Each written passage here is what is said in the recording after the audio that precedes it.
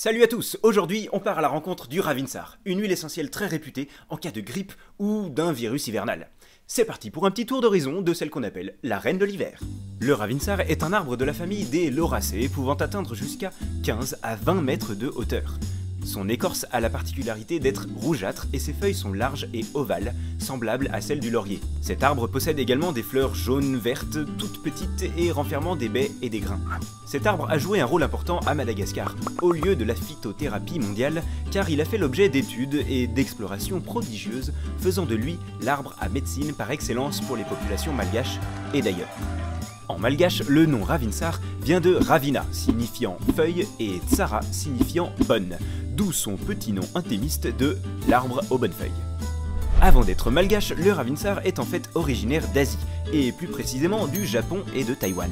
Mais c'est sur l'île de Madagascar qu'il a pris ses marques au 19e siècle. Cette terre d'accueil lui a ainsi permis de développer ses qualités caractéristiques introuvables ailleurs. Chez les Malgaches, le Ravinsar est depuis longtemps considéré comme un remède à de nombreux maux du corps et de l'esprit. On raconte aussi que les Malgaches se servaient des feuilles de cet arbre pour aromatiser leur rhum, et en faire une boisson qui soigne. C'est osé, mais on aime bien l'idée. C'est une distillation des feuilles fraîches par entraînement à la vapeur qui va donner l'huile essentielle de Ravinsar. 100 kg de feuilles seront nécessaires pour obtenir 1 à 2 kg d'huile, après une distillation à la vapeur d'eau de 3 à 5 heures. Niveau odeur, l'huile essentielle apporte une note fraîche et balsamique. Elle sera très agréable à diffuser et agira parallèlement en assainissement de l'air.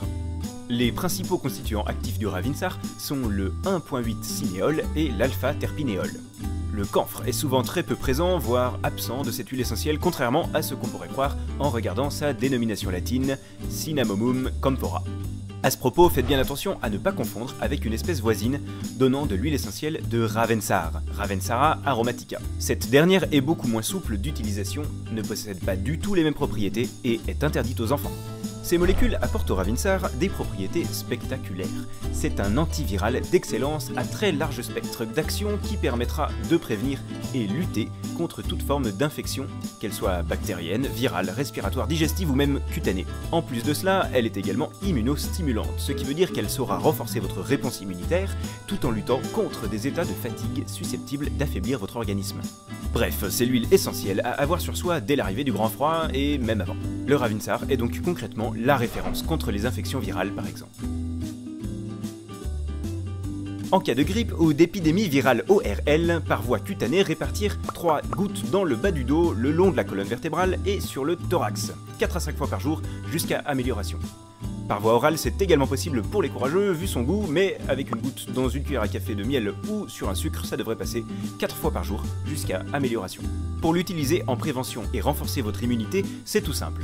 Appliquez 3 gouttes sur les poignets et respirez profondément une fois par jour.